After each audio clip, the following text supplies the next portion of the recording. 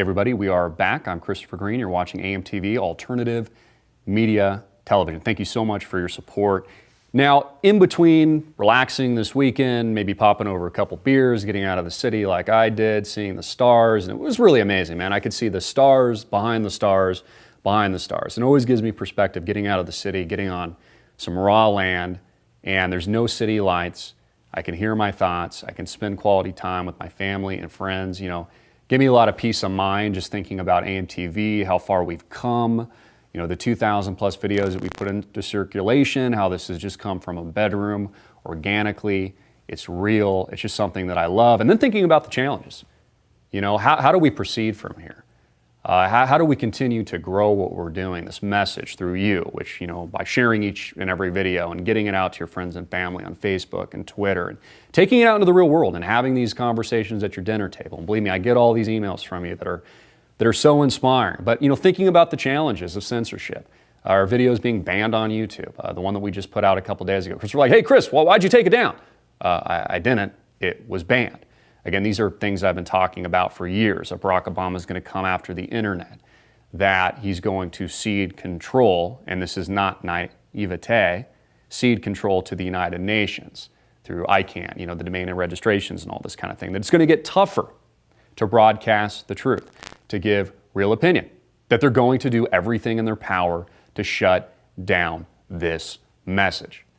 So I want to thank all of you. Thank you for your support. Thank you to all of you that subscribed On Demand over the weekend.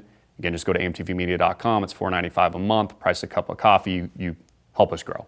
You support our entire infrastructure, and it's totally self-funded. And that's the best way to go because it's funded by you. And I'm not beholden to large corporate sponsors that push me around, tell me what to do, or I can't have a voice. So thank you. Barack Obama and Vladimir Putin met in a tense G20 standoff this weekend as the famously hostile pair failed to reach a breakthrough on Syria. Now, I don't know if you saw this image. I was showing it to a family member. I'm like, take a look at this. Vladimir Putin, just this dead stare. Obama kind of like looking off. There's a couple different shots, kind of looking off into the distance. And one of them, he's looking at Putin, and he just looks evil. I mean, this looks like Satan staring into the eyes of Putin. And Putin just knows, you can tell. I mean, he's a little guy. What is Putin, like 5'9" or something like that? I'm not even sure, but I know he's, a lot smaller than Obama, who's 6'2" or something like that. He just knows that he owns America, that he owns us geopolitically, that he plays such a clever, tactical, geopolitical chess game. You can just see it. And Obama just keeps getting owned by this man and the rest of the world, and snubbed by China. He can't even deboard his plane. They don't even give him stairs to walk down. As we approach a cataclysm that makes up the greatest conflict in the history of the world. Barack Obama and Vladimir Putin intense G20 standoff as the famously hostile pair fail to reach a breakthrough on Syria. Now, I've talked about this for years, and again, we predicted it here, and I don't call myself a prognosticator, but we have dozens and dozens of videos and playlists where we predicted it. I said, watch Obama invade Syria. Watch him light it up. Watch the airstrikes. It's going to happen. As they, along with Hillary Rotten Clinton, have been overtaking nation after nation, Libya, Ukraine, other countries in the Middle East that you know very well, like Iraq and Afghanistan and Yemen, etc., and now Syria because they want the ouster of Bashar al-Assad. And I've talked about this. I think now is the perfect time that Putin will act. He'll press the red button, so to speak. While there's uncertainty leading up into this election, I mean, hey, we're worried about Hillary's coughing fit right now. She's got a frog that needs to come out of her throat. And Donald Trump, and I was kind of a little cynical about this. He's at the black church this week, and I thought I was watching House of Cards or something, He's, trying to, strengthen his ties with the black community. I thought it was a little cheesy. I get what he's trying to do, but they actually did that in House of Cards. There's an actual episode where Frank Underwood goes to the black church and, they're singing. And not that there's anything wrong with that, but literally it's like Donald Trump just watches House of Cards and he calls up his political operatives. He's like, hey, get me into a black church. It'll strengthen our relations. I saw Frank Underwood do it. And again, I'm pro-Trump, but it's real. And I think the tactician that makes up Vladimir Putin, I think he acts now, before the election. A bombshell, a geopolitical move. He knows, and you can see it in his eyes. And Obama also knows. He's building bunkers and stuff too. Not just our government, but Putin. I mean, he's got it prepped and ready to go. So he can manage any of these wars. Ukraine, a pushback there. Again, the United States overthrew Ukraine, not the other way around. We funded the terrorists, the moderate terrorists that overthrew the rightful government of Viktor Yanukovych. And then when we threw them out, and people were like firing on their own people, and created all this bloodshed, this covert U.S. intelligence operation along with the United States and our allies, then it's like, Putin invaded the country. Yeah, he invaded there. Look at all this instability he's creating. No, he didn't. He didn't invade shit.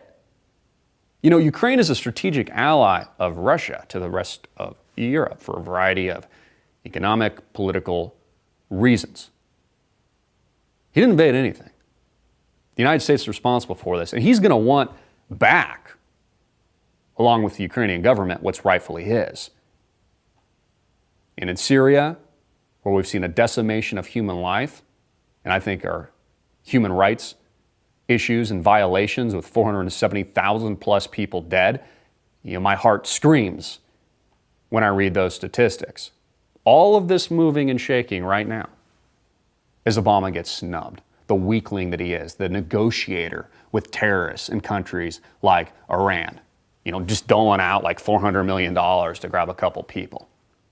On his way out, Putin also knows, man, this guy's a lame duck. Like, hey, Obama, how you doing, man? Enjoy your golf. I'm not saying Putin's, perfect guy. I'm not pro-Putin and I'm not pro-Russia. I mean, again, he's just kind of perpetually their leader. But he's a strong man. And he's kicking our ass. So one of the reasons why I made a strong argument that we need a strong leader, not that he's perfect, but people and somebody like Donald J. Trump. So Putin gives his smirk because he knows. And Obama's being snubbed and the United States is being snubbed by the rest of the world. Russia and China in the BRICS, but namely those countries, Russia and China, are owning us. Cashing out of U.S. treasuries, billions, trillions of dollars, as we stimulate, as Janet Yellen just stimulates, considers negative interest rates, as we talked in the previous segment. Very, very dangerous. According to The Sun, Sly Putin could be seen grinning as he clasped hands with stony-faced Obama, who is serving the final months of his presidency before November's election. Relations with Russia have become central to the campaigns of Hillary Clinton and Donald Trump after the alleged hack by Moscow spooks of Democratic Party emails. And what did Putin say over the weekend? He was interviewed by a mainstream media outlet. They asked him, did you do it?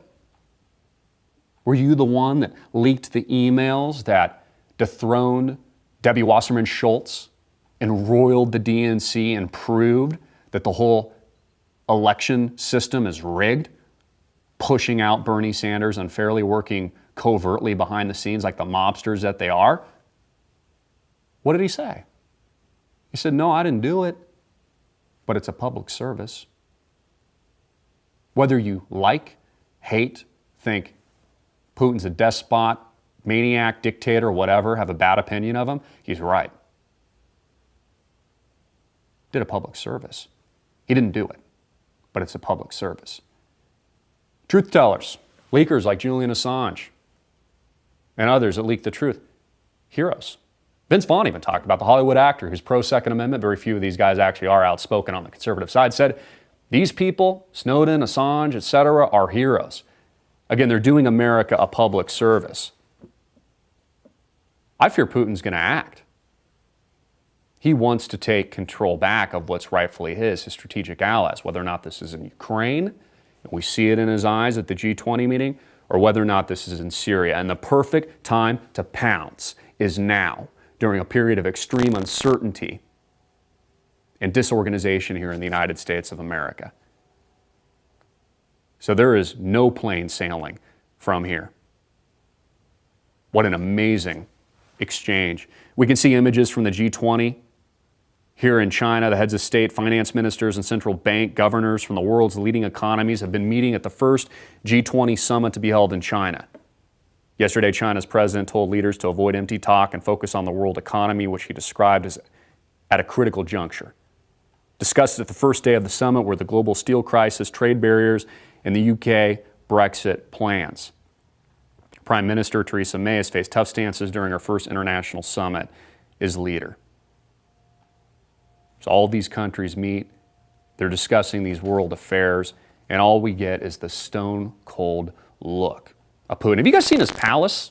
Have you seen it? Allegedly, there's images of his palace on the internet. They're freaking amazing, man. He's got like a landing strip. It's on like this bluff next to water. I think one of the images shows, latitude and longitude. I mean, just this amazing palace. Again, I'm not saying he's a good guy. I never said that Muammar Gaddafi was a good guy. I'm not saying Bashar al-Assad is a good guy, but I'm calling the shots like an umpire on a baseball field. I'm telling you like it is.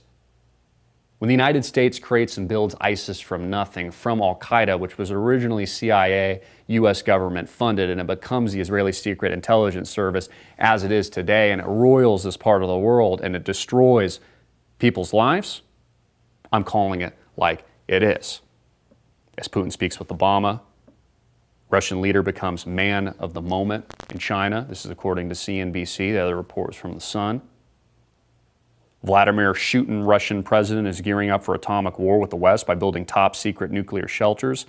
Security experts fear, and they've got images of this, West and Russia currently at loggerheads. Again, don't worry about it, folks. Aren't you guys just looking, especially the teenagers, aren't you guys just looking for the Pokemons out there? I mean, you don't have time to worry about nuclear war. But they're building their shelters, whether or not it's Putin or it's our government leaders and the shadow government that really owns and runs Washington, D.C. today. Is Putin preparing for war with the West? Security experts fear that he is.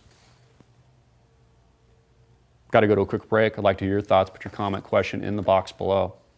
I'm Christopher Green. Get it out everywhere. Make it viral, hard-hitting, and in your face. Peace.